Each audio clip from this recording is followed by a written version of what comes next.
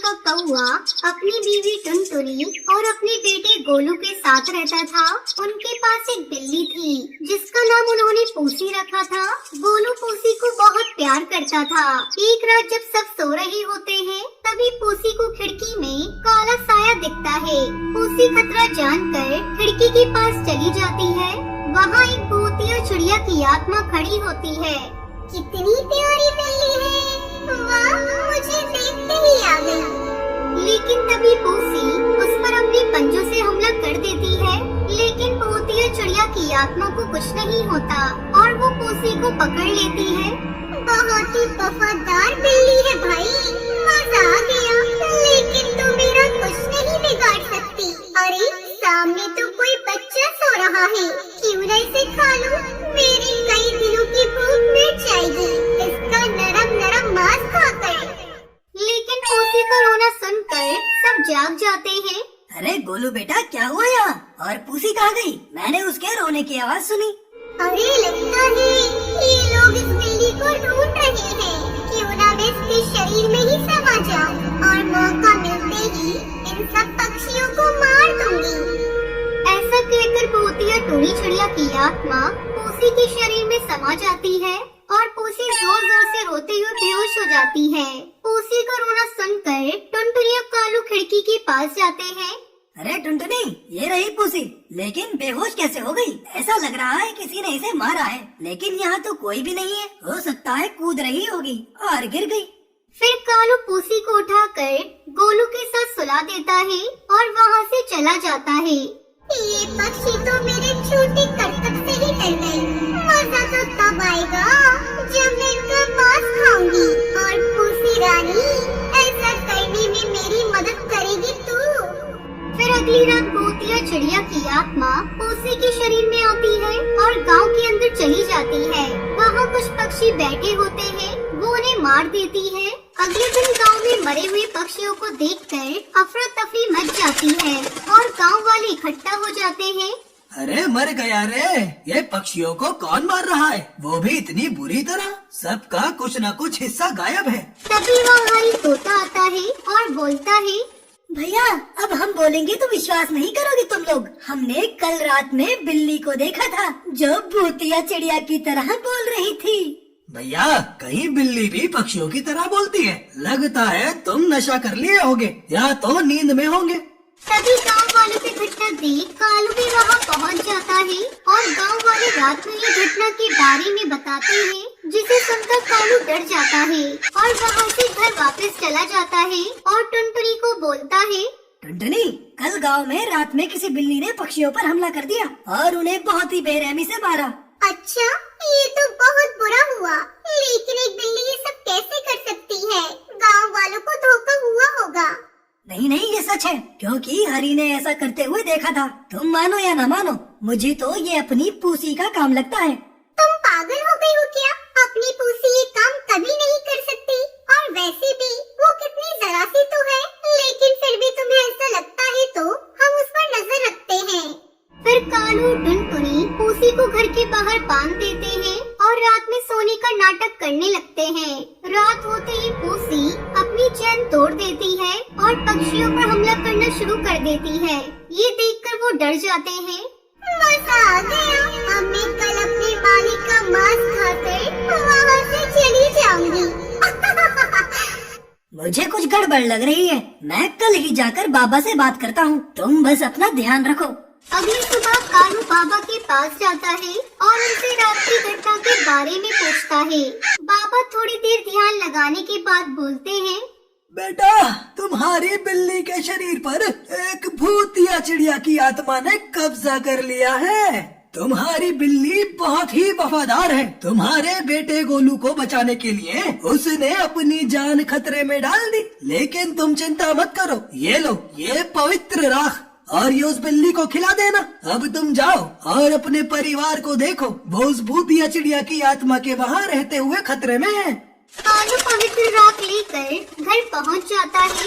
जाते जाते उसे रात हो जाती है। जैसे ही घर पहुंचता है वो देखता है टुनटुनी और गोलू को पूसी ने अपने पैरों के नीचे दबा रखा है। कालू को देखकर वो बिल्ली कहती है, आजा आजा, तेरा ही इंतजार हो रहा था। अब तो आ गया, अब तुम तीनों को एक साथ मार कर खाऊंगी। तभी कालू कौवा उससे कहता है, भूतिया चिड़िया की आत्मा, मैं मरने से पहले खीर खाना चाहता हूँ, उसके बाद तुम हमें मार देना। ठीक है, जा जाकर खीर बना कर ला। मुझे भी काफी दिन हो गए हैं खीर खाए हुए। तब तक तेरी बीवी और बच्चा मेरे पास रहेंगे।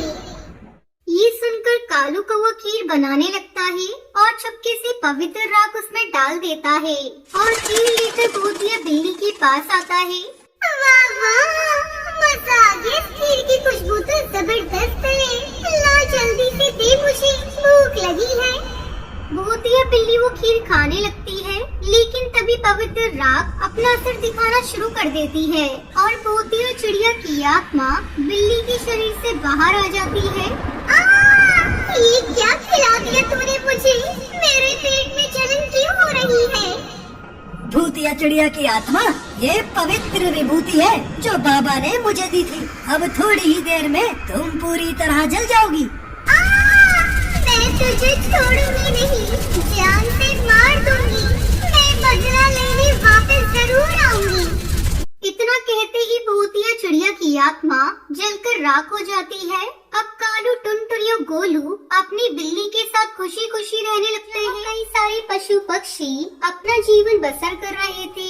उसी जंगल में एक वीरान घर था जो बरसों से खाली पड़ा हुआ था। पक्षियों जानवरों को कहना था कि ये घर एक भूतिया घर है, जिसमें बरसों पहले एक भूतिया बिल्ला रहता था। बस इसी डर से उस घर में ना तो कभी कोई पक्षी जाता था, न कोई जानवर। एक दिन की बात है, कालू को अपनी दुकान लगाए जंगल के चौराहे पर बैठा हुआ था। उसके पास कई सारे पक्षी फल खरीदने आए हुए थे। तभी वहाँ एक चोर बाज आता है। अरे वाह, इस कौवे के पास तो कितने ताजे ताजे फल हैं। चलो, मौका अच्छा है, 2-4 फल चुरा ही लेता हूँ यहाँ से। हाँ, वो बाज चुपके से पक्षियों के पीछे जाता है और वहाँ से फल उठाने लगता है। तभी कालू को वो ये देख लेता है।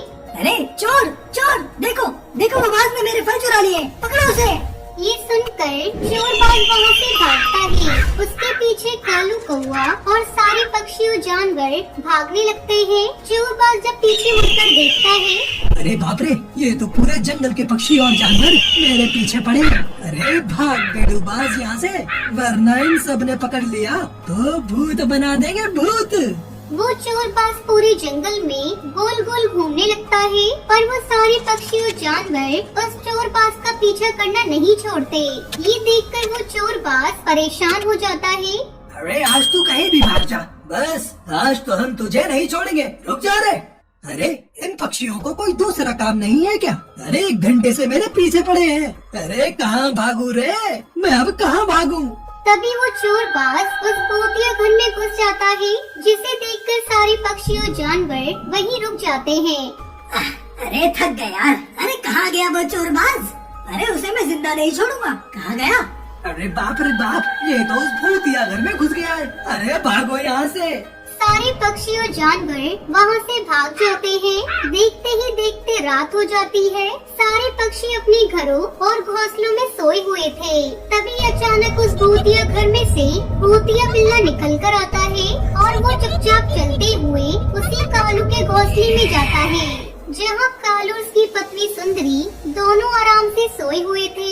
ये देखकर वो भूतिया बिल्ला उस कालू कौवे को एक जोरदार पंजा मारता है, जिसके बाद कालू कौवा हड़बड़ाते हुए चिल्लाने लगता है।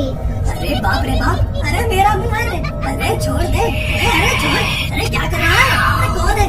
कौन है? कौन है?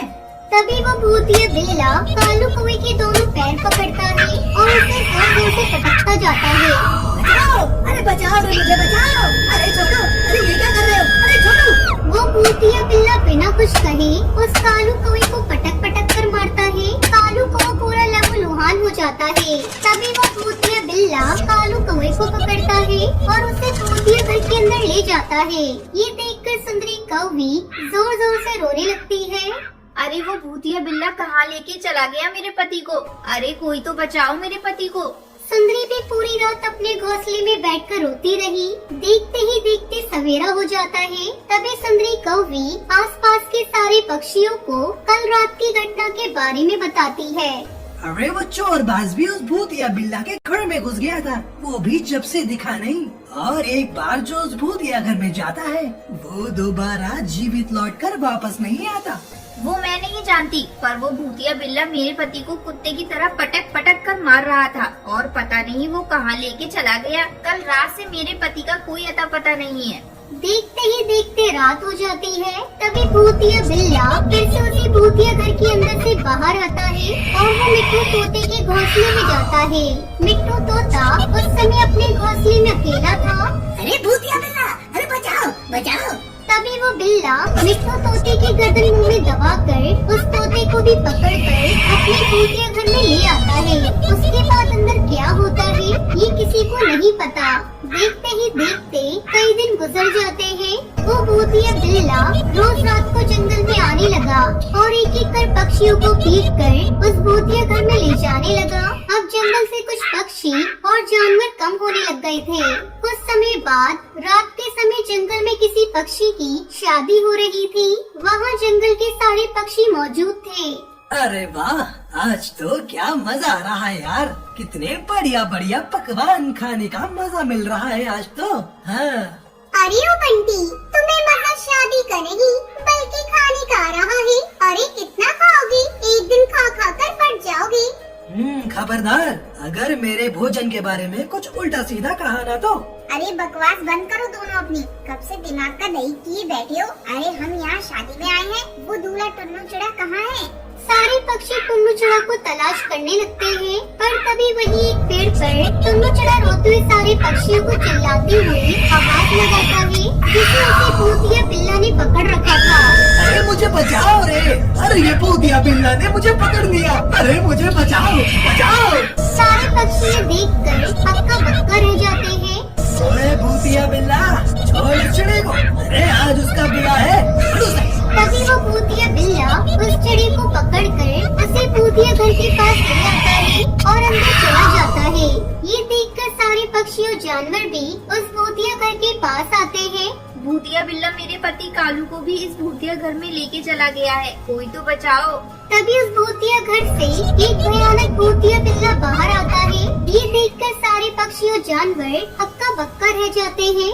अरे बाप रे, ये तो बहुत भयानक बिल्ला है। आज कितने सारे शिकार यहाँ आ गए हैं। वाह, आज तो पेट भरकर खाना खाऊंगा। तभी वो भूतिया बिल्ला सारे पक्षियों पर हमला कर देता है और एक एक को मारकर खाने लगता है। तभी टुनटुनी चिड़िया मौका देखकर भूतिया घर में आग लगा देती है। टुनटुनी, मैं दोबारा आऊंगा और सबसे पहले तुझे खाऊंगा। भूतिया घर जलकर भस्म हो जाता है और उसके साथ ही भूतिया बिल्ला का सर्वनाश हो जाता है। फिर सभी पक्षी खुशी खुशी रहने लगते हैं। बहुत समय पहले अफ्रीका के जंगल में टूनी चिड़िया अपनी दो बहुओं के साथ रहती थी। कुछ दिनों से उसकी तबीयत खराब चल रही थी। वो अपने दोनों बेटे और बहुओं को अपने पास बुलाती है। मेरे बच्चों, मुझे लगता है अब मैं ज्यादा दिनों तक जिंदा नहीं रह पाऊंगी। मैं चाहती हूँ अपने जीते जी सारी जमीन जायदाद तुम दोनों में बराबर बराबर बांट दूँ। अरे माँ जी, आप अपने मुँह से ये क्या अपशगुनी बातें बोल रही है? मरे आपके दुश्मन, आप जल्दी ठीक हो जाएंगी। नहीं टुनटुनी बहू, मेरा बुलावा ऊपर वाले के यहाँ से आ गया है। अपने जीते जी बंटवारा कर दूंगी तो चैन से मर सकूंगी। हाँ माँ जी, आप बिल्कुल सही कह रही हैं। वैसे भी आपको देखकर लगता है आप बस एक दो दिनों की ही मेहमान हैं। आप ऐसा करिए, ये घर मेरे नाम कर दीजिए और जंगल के बाहर वाली जमीन टुनटुनी और कालू कौवे को दे दीजिए। लूसी बहू, ये तुम क्या कह रही हो? वो जमीन तो बंजर है, उस जमीन पर कई सालों से खेती नहीं हुई है। तो क्या हुआ, कालू हट्टा कट्टा है, मेहनत करेगा तो बंजर जमीन भी उपजाऊ हो जाएगी। माँ जी, लूसी भाभी को जो चाहिए वो दे दीजिए, हम लोगों को कुछ नहीं चाहिए। टुनटुनी बहू, तुम बहुत अच्छी हो। पिछले जन्म में मैंने जरूर कोई पुण्य किया होगा जो तुम्हारी जैसी बहू मुझे मिली। दोनों बेटे और बहुओं को उनका हिस्सा देकर टूनी चिड़िया राहत की सांस लेती है। टुनटुनी ऐसा करो, तुम माँ जी को अपने साथ लेके जाओ। मुझे कुछ दिनों अपने मायके जाना है। अगर मैं चली गई तो माँ जी की देखभाल कौन करेगा? ठीक है भाभी, आप बेफिक्र होकर अपने मायके जाइए, मैं माँ जी का ख्याल रख लूंगी।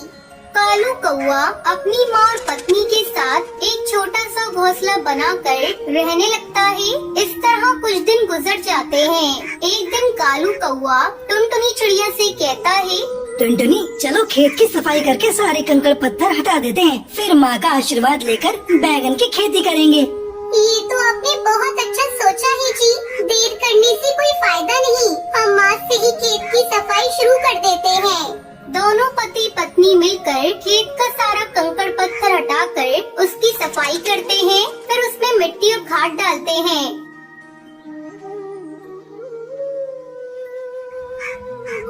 सुनिए जी, शाम हो गई है, अब बचा हुआ काम कल करिएगा।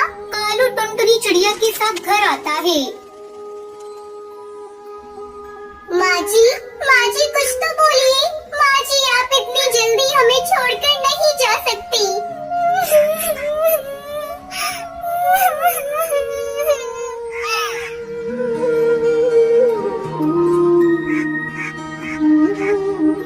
दुखी मन से कालू कौआ अपनी माँ को खेत में ही दफना देता है।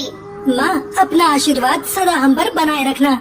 अगले दिन कालू अपने खेत में बैंगन के छोटे छोटे पौधे लगा देता है और दिन रात उसकी अच्छी तरह से देखभाल करने लगता है। देखते ही देखते उसके खेत में सुंदर सुंदर बैंगन की फसल लहराने लगती है। देख रहे हो जी, अपने खेत में बैंगन कितने सुंदर लग रहे हैं। फसल इतनी अच्छी आई है कि विश्वास ही नहीं हो रहा है कि ये खेत बंजर था। आपने बहुत मेहनत की है। आज माँ जी जिंदा होती तो इस फसल को देखकर बहुत खुश होती। कालू कौआ अपने खेत से बैंगन तोड़कर शहर की मंडी में बेच देता और पैसे लाकर टुनटुनी को दे देता है। टुनटुनी चिड़िया इन पैसों को ले जाकर एक बक्से में रख दो। मैंने एक जमीन के बारे में बात की है, जल्द ही मैं उस जमीन को खरीद लूँगा। खुशी खुशी टुनटुनी चिड़िया उन पैसों को ले जाकर एक बक्से में रख देती है। टुनटुनी और उसका पति बैंगन की खेती करके खुशी खुशी अपनी जिंदगी बिताने लगते हैं।